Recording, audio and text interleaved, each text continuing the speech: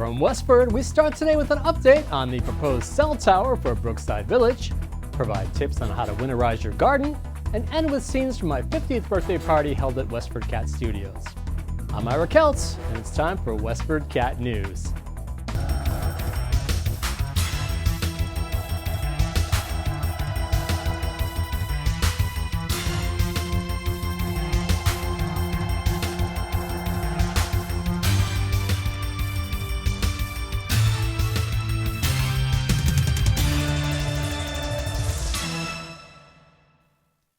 A proposed 130-foot cell tower for historic Brookside Village is causing a stir among abutting neighbors and members of the Historic Commission.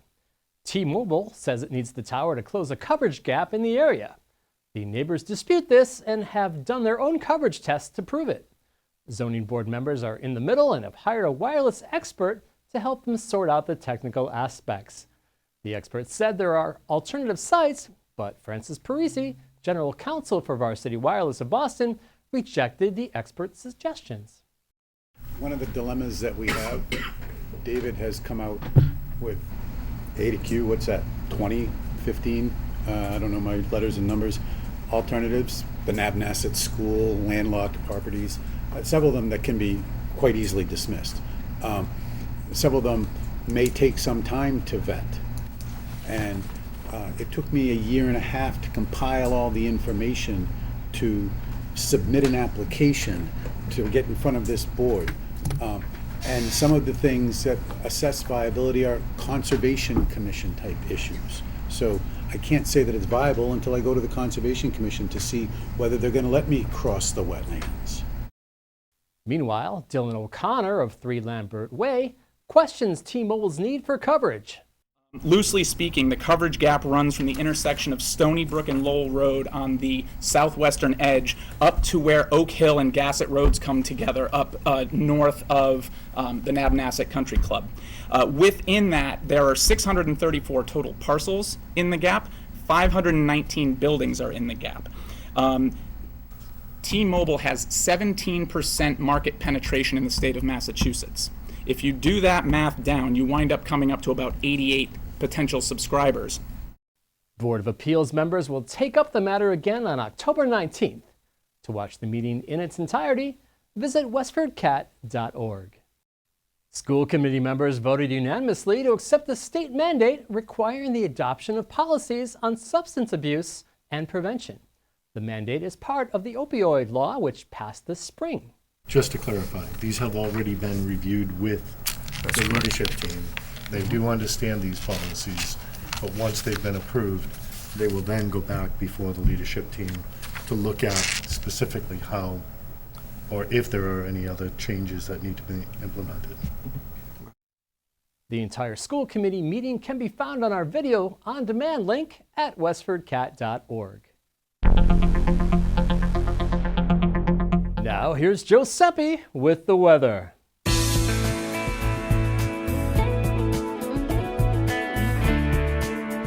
Hello, Westford. This is Giuseppe with the weather forecast for this weekend, the week of October 3rd. It looks like much needed rain is headed our way for most of the week. Here's what's coming up. On Saturday, it will be cloudy with showers. The high will be 62 degrees and low 52 degrees. On Sunday, it will be cloudy with occasional showers. The high will be 66 and the low around 52. The overcast skies and rain showers will continue until Monday. There will be a high of 66 and low of 51. On Tuesday, it will be mainly cloudy with a high of 66 and low of 49. On Wednesday, it'll be partly cloudy again with possible showers. The high will be around 62 degrees and low around 53 degrees.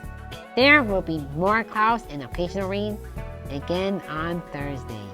The high will be 66 and the low will be 53. On Friday, we will see clouds and showers once again during the day and evening. The high will be around 71 degrees and low around 50 degrees. That is the rest of the weather. Have a great week, everyone. And now the benefits of cherries in your diet with Rekha Sharma and this week's health tip. Hello everyone, I'm Rekha Sharma, back with a new health tip for WestfordCAT News. Today I'm going to talk about cherries. Cherries are packed with health-benefiting compounds that are essential for wellness. Antioxidant compounds in cherries help human body to fight against cancer, aging, and neurological disorders and pre-diabetic conditions. Cherries are also alkaline and helps to reduce the acidic content of the body. Cherries reduce the stroke risk and are very good for heart health. Anti-inflammatory property of cherry has been found effective in reducing the heart disease.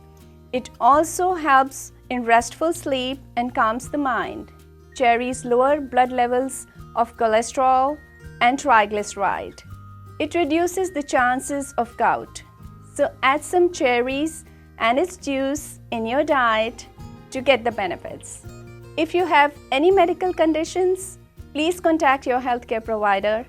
I'll be back with a new health tip. Bye for now. This is the time of year to prepare your garden for winter weather. Here is Jody Gilson of J. Gilson Greenhouses in Groton to tell you how. Hi, this is Joyce Polino Crane. I'm the news director at WestfordCAT, and I'm here today with Jody Gilson, owner of J. Gilson Greenhouses of Groton. Jody has been in Westford a lot recently, giving presentations at the J.B. Fletcher Library, and she's here today in our WestfordCAT studio to tell us a little bit about how to winterize your garden. So Jody, tell us a little bit about the plants you brought here today. Okay, thanks, Joyce. I decided to bring some of those plants that I get more of the questions about, like what do I do with my rosemary? We are in a zone that is advertised as Zone 5, an agricultural zone, which means, you know, that's the zone when you have your first frost. And which is usually somewhere in, what, October? Usually in October, but you know, I think even in Groton, which is very close here to Westford, I am colder. I'm like 4.5 zone. I had a frost already. Oh, wow. All the squash plants are gone, and you probably haven't had one yet. But this is the time when everybody seems to want to hurry up and gather, you know, what they have left, and what do you do to make sure that I have a good garden next year? What do I bring in? Rosemary is an example of one of those plants that here in New England you do have to bring in this Mediterranean plant. It's not going to winter, maybe on the Cape, but not here. So I usually suggest to people that remember that it's going to rest for 4 months. But if you wanted to save some of the delicious growth right now, you can take a third of it, you cut a third of it down and leave a couple of leaves so you have more branches in the spring. And then you can take any of that material, as in other things like sages and lavenders, and put them in paper bags, because you're going to want to try to do everything at once, and we don't have that much time. So you cut the top off and then just put it right into the Put it paper in the bag, yes, and I put it in the paper bag because it controls the amount of moisture. It won't rot. Plastic would sort of rot the material, but it will gradually dry it out. And you can just put a label on it, throw it in a closet. When you have time later, after the season, when the snow comes, then you can put your hands in and you can just take all the leaves off the stems and then put the leaves into another container. Could be plastic, could be glass, and you'll have them for 2 years. So by the time you go back to it, it'll be dried? Absolutely. Okay. Yes, that's right. That's and good. so you can do lots of things. I have a lot of paper bags in the closet until January. Okay, and before we go, I just wanted to really quickly show the audience your books, because you told me at the beginning of this that you are a former librarian, Yes, which was yes. very interesting. So you brought some books Yes. that are, just tell us Well, some of why them they're important to you. I like to do a lot of regional books for plants and cooking, and I do a lot of both cooking programs as well as plant programs. And I like to do things that are local, like this is the Northern Gardener, this is the New England Herb Gardener, and then there's some one more. basic question and answer. And this does things by regions, so it also includes the Northeast, which is pretty important because we have a very unusual growing season here in New We England. certainly do. Well, Jody, thank you so very much You're for coming welcome. today. And to all of you out in Westford, this is Joyce Polino Crane. Thank you for listening, and we'll see you next time. Jody was a frequent presenter this growing season at the Fletcher Library, and she can be reached at J. Gilson Greenhouses at Verizon.net. Patty Stalker introduces us to Bliss, an adorable and adoptable Holland Lop bunny, available now at the Lowell Humane Society.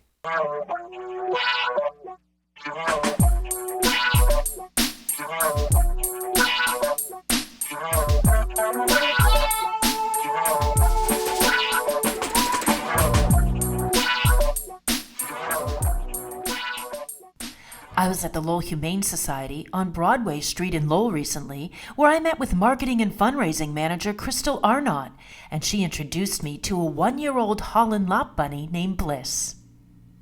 So this is Bliss. Bliss is a 1-year-old Holland Lop mix, and she's a very active little girl.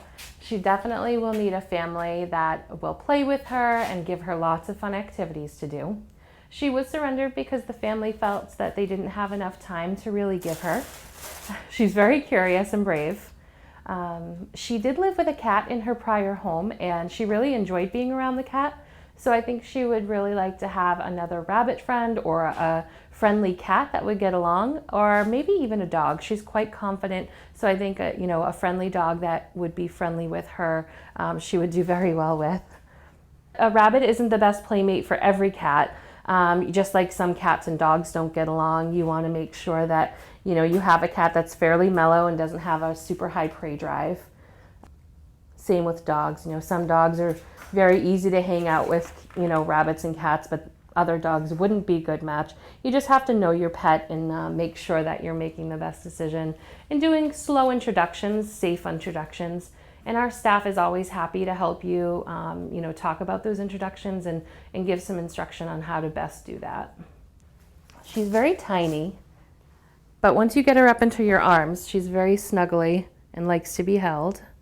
And when you approach her cage, she comes right up to the door and pops her head out to say hello. She's very social and loves people. We really are big advocates for house rabbits. I know a lot of people will keep bunnies in cages or hutches out in their yards, but they're very social. They're just like cats or dogs. They like to be around people. They're interactive and funny and smart, and they really should be part of the household and be right there in the home with you. A lot of rabbits can be trained to be litter box trained, so they can be loose in your house and hop around just like your cat or dog would. You do have to be careful to watch that they don't chew on wires or get a little mischievous, but that's any pet that you have running around. You have to work and do training with them to make sure that they behave. But they're very friendly. They like to be with you. We have a lot of adopters that send us pictures of their bunnies hanging out on the couch with them, just hanging around. Rabbits, typically live anywhere in the 8 to 10 year range. So they're a little shorter lifespan than cats or dogs. We do recommend that, when having a house rabbit, you also have a little enclosure you can keep them in so that, when you're not at home, you can ensure they're not getting into trouble. But when you are home, they can just come out and into the house and hang out with you and be a part of the family. They need toys, just like your cats or dogs. They like to play with balls. They like to chew and dig things. So this girl here every day gets a little paper bag filled with hay and treats, and she gets to dig out the treat and find it. When she gets really happy, she hops around and kind of kicks her heels in the air. We call that doing a binky, and it's just a happy bunny move. If you'd like more information on how to adopt Bliss or any of the other animals at the Lowell Humane Society Animal Shelter, or find out how to donate, volunteer, fill their wish list, or learn more about their foster home program, you can visit them at 951 Broadway Street in Lowell. Call 978-452-7781 or visit their website at lowellhumanesociety.org. For Westford Cat, I'm Patty Stalker. What's going on around town? Here's Sarah Fletcher with details. The Westford Council on Aging invites residents age 50 and over for a road trip to the Foxwoods and Mohegan Sun casinos in Connecticut. Meet at the Franco-American Club on Tuesday, October 18th at 7:30 a.m. The fee is $30, which includes all gratuities, and is due at sign-up. To register, call 978-692-5523. The Friends of the J.V. Fletcher Library are having a book sale in a couple of weeks. Mark your calendars for October 14th through the 16th. A Friends member-only sale will be held on the evening of October 14th from 6:30 to 9 p.m. To gain admission, just purchase a Friends membership at the door. The all-day sale for everyone takes place Saturday, October 15th from 10 a.m. to 5 p.m. Prices on all books will be cut in half on Sunday from 2 to 4 p.m. Don't forget the Westford Farmers Market meets every Tuesday from 2:30 to 6:30 p.m. on the Town Common. The market will remain open until October 25th. Carlson Orchards, Farmer Dave's, and Dragonfly Farms are just 3 of the many farms represented there. Back to you, Ira. And that's a wrap for this week, Westford. We leave you with scenes of the many Westford residents who attended my 50th birthday party on September 24th. We collected boxes of non-perishable food items in lieu of gifts and brought them to the Westford Food Pantry. Have a good week, everybody. But from the House of Representatives to celebrate your 50th birthday, it's a big one, that's a big one. Be it known to all that the Massachusetts House of Representatives offers sincere congratulations to Ira Keltz and recognition of the joyous and wonderful occasion of your 50th birthday. The entire membership extends its very best wishes and hope for continued good fortune. Signed by the Speaker of the House and your state representative and current state representative, Jim Arcero. Thanks, buddy. That's awesome. Thank you.